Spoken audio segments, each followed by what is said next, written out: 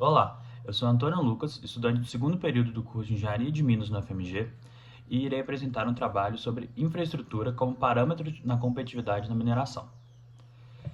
Para melhor entendimento do trabalho, resolvi separá-lo em três partes, onde na primeira irei explicar a infraestrutura na mineração, após irei falar sobre a competitividade, seus critérios, suas entidades avaliadoras e, finalmente, irei relacionar a infraestrutura realmente como um parâmetro de competitividade na mineração, sua importância para tal. Sobre a infraestrutura na mineração, a gente pode dividi-la em dois grandes grupos, a infraestrutura física e a infraestrutura institucional. Sobre a infraestrutura física, eu resolvi dividi-la em três partes, o transporte e escoamento, a energia e o maquinário. O transporte e escoamento é basicamente o modal de transporte e como seu minério já beneficiado e processado vai chegar ao consumidor final, o escoamento do seu produto final. E o modal de transporte envolve tudo, envolve as ferrovias, portos, dutovias e rodovias. Ele vai desde o início, de como você vai ter acesso àquela jazida mineral para começar a fazer a mina, se tem estrada para chegar lá, se você vai ter que criar essa estrada, como funciona isso, e o escoamento também faz parte desse modal de transporte, que é como esse produto final vai chegar ao consumidor, Se é por meio de dutovias, os minerodutos, se é por meio de portos, como ele vai chegar ao porto, vai ter que criar uma rodovia, vai criar uma ferrovia, são essas estruturas e infraestruturas necessárias para o transporte de instalação da mina e o escoamento, de como esse produto final vai chegar ao seu consumidor. Você tem que, na infraestrutura você já pensa isso, você já tem a infraestrutura pronta, você já tem as estradas prontas, se não está pronto você vai ter que criar, você vai criar estradas, você vai criar ferrovia, se o país ajuda com isso, você tem uma boa infraestrutura institucional para te beneficiar, te ajudar, com medidas, com talvez uma carga tributária menor, coisas assim que auxiliam essa transição, como você vai criar um modelo de transporte no local. Sobre a energia, a gente pode dizer três coisas, a matriz energética do local, se a energia é provinda da queima de combustíveis fósseis, como na grande parte da Europa, se é provinda de energias de fontes renováveis, hidrelétrica, energia solar, energia eólica, temos também a energia que não é renovável, mas pode ser o uso que é a energia nuclear, Então, é a matriz. O custo, que sempre que a gente pensa em mineração e investimentos em engenharia, tem a redução de custos, Então, a gente tem que pensar o custo dessa energia, o transporte dessa energia. No Brasil, a gente costuma gerar energia em um local e ter que transportar essa energia até outro local, porque ela não é consumida num local que é gerada, Ela é produzida em um local e consumida em outro.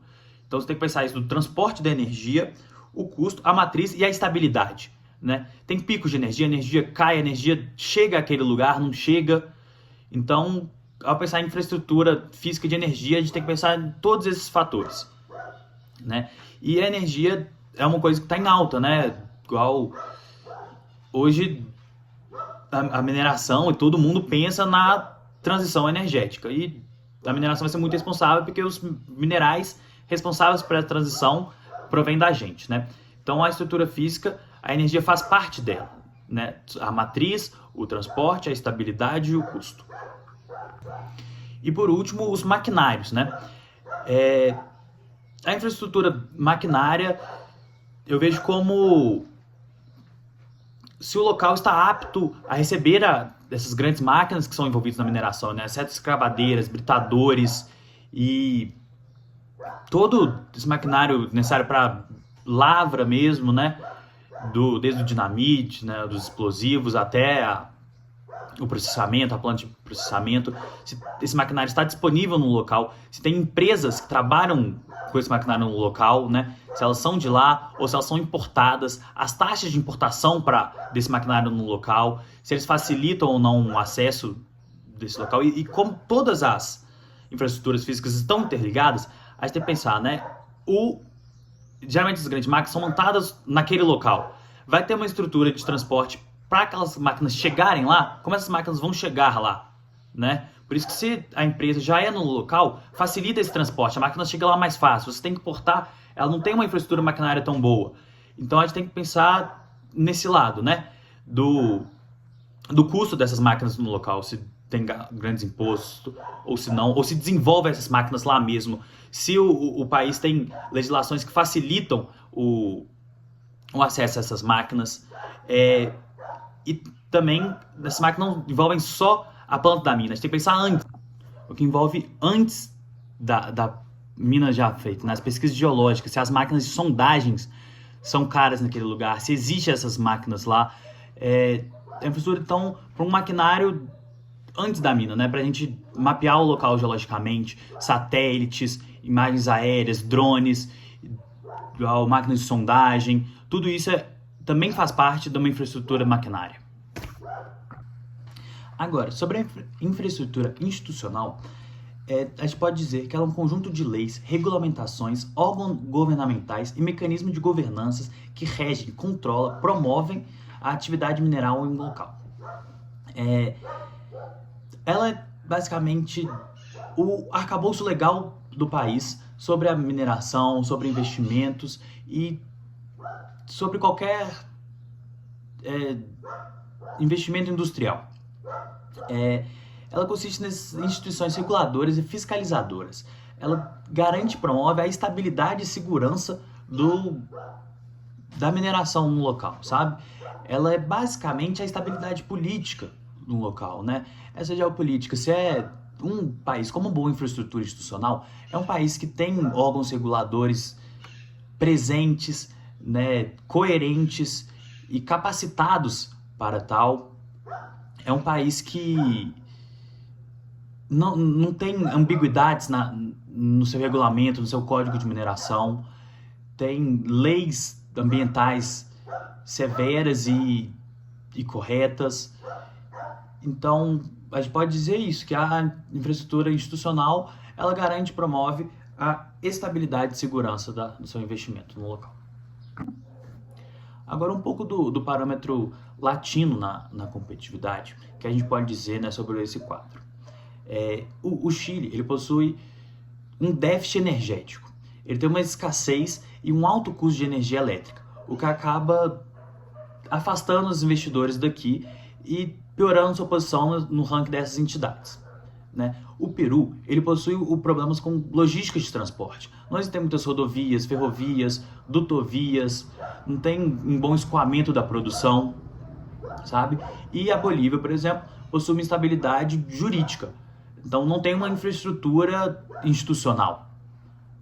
É um país que peca nas suas legislações ambientais, nos seus órgãos reguladores e por aí, né? Os três países que eu citei também têm um problema de infraestrutura física. Não são países de referência em tecnologia, em grandes máquinas. Isso também você pensa na hora de trazer seu investimento para cá, né? De você colocar um dinheiro no investimento que tem um tão alto risco num país que talvez não vai dar tanto retorno, embora isso também não afasta 100% dos investimentos. No Chile a gente tem grandes minas de cobre, né? No Peru também, grandes minas. No Chile é referência em minas subterrânea. Agora, sobre o Brasil propriamente dito. O Brasil não teve uma boa posição no ranking Fraser. Ele está atrás, por sinal, do Chile e do Peru. No ranking de 2012, ele ficou na 39ª posição. E eu vou falar os principais motivos para ele não ter uma colocação tão boa. E podemos resumir na incerteza no país, né? O Brasil tem uma incerteza relativa à administração, interpretação e aplicação da legislação atual. Não tem uma boa infraestrutura institucional. É um país que se complica, se contradiz, né, nas suas leis ambientais, nos seus órgãos fiscalizadores. A ANM não tem profissionais capacitados de fiscalizar e avaliar todos os critérios necessários para isso, né? Para a legislação ambiental, para a própria concessão de lavra e por aí vai. Igual falei, o Brasil não tem uma boa legislação ambiental, um regime tributário também muito grande, né? São muitos impostos em cima aqui, o que acaba afastando o investimento privado.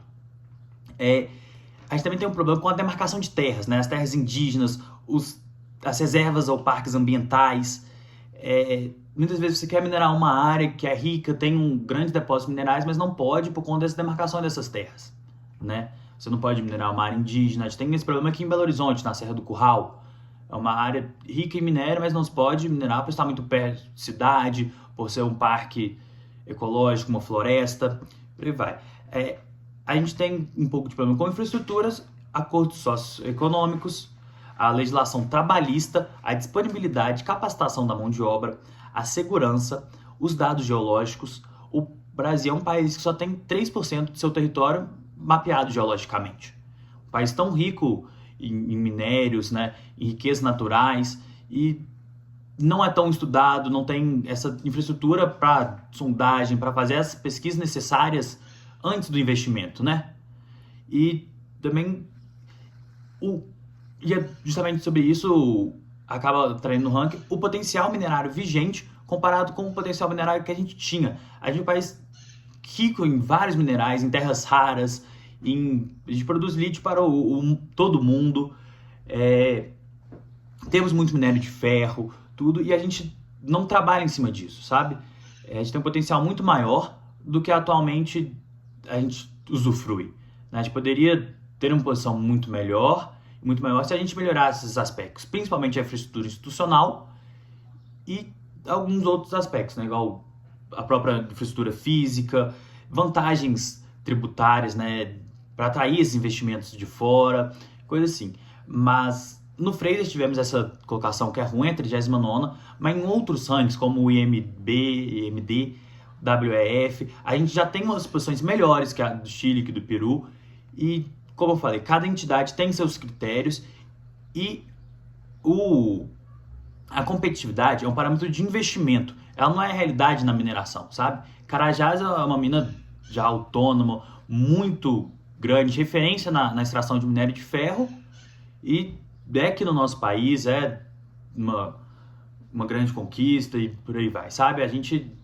Isso não é, na verdade, absoluta sobre os países, é só um método de medirmos de quantificar, né, o risco desse seu investimento, aonde vai mais você investir seu dinheiro, seu capital privado. E agora, relacionando a infraestrutura com a competitividade propriamente dita, né? A gente não pode dizer que é a mesma coisa, a infraestrutura e a competitividade. Embora a infraestrutura seja um dos principais parâmetros para medir a competitividade, são duas coisas diferentes, né? A China, por exemplo, tem um alto grau de infraestrutura, ele tem maquinários de britagem móvel, é o único país que processa terras raras, e tem uma grande mineração, um grande responsável por vários minérios mundiais necessários, né? É um dos responsáveis pela transição energética, é um país que tem grande mineração e uma grande infraestrutura, mas não tem uma grande competitividade. Você vê que no Sangues ela está lá embaixo, não é um bom país para se investir, né? A competitividade é mais um parâmetro de investimento. Isso se deve a China ser um país mais fechado, então você não consegue investir seu capital privado lá. Quem investe na China é o próprio governo chinês. Então, com isso a gente consegue ver a clara diferença entre a infraestrutura e a competitividade. A competitividade é mais isso, de um parâmetro de investimento privado, enquanto a infraestrutura mede a infraestrutura física, a infraestrutura institucional do local apto a receber a mineração, né? Embora a infraestrutura, eu acho que é o principal parâmetro para medir a competitividade, porque a infraestrutura física vai ditar o custo, a logística e o manejo de como você vai levar o planejamento e a operação da mina para frente, né? São as máquinas, são os modais de transporte que vão reger a mineração, né? O custo, o escoamento, quanto que vai custar para você levar da mina até um porto, até onde vai ser exportado, até onde vai ser o produto final, né? O custo dos maquinários. Se é um local que tem uma boa infraestrutura maquinária, ela vai ser mais barato. As plantas de processamento mineral, de beneficiamento, a própria lavra, né? As setas escavadeiras, um caminhão de carregamento, vai ser mais barato, vai ser mais viável economicamente e logisticamente. Então a infraestrutura é o principal parâmetro da competitividade, né? É ela que dita o preço, o custo, a produtividade, a segurança, o trâmite, né, que envolve toda a mineração. É ela que vai atrair ou afastar os investimentos privados do local, né? Então é ela que vai ditar e reger a competitividade. E por último, uma frase que pode definir a infraestrutura como um parâmetro de competitividade é a frase que eu fiz, que é: a infraestrutura vai ditar a capacidade do país na produção mineral, que, por vez, se gerar valor ao investidor, será um país competitivo, né? A competitividade, então, está relacionada ao gerar valor, e a infraestrutura também influencia direto no valor, né? Por motivos já ditos antes. Espero que tenham gostado da apresentação e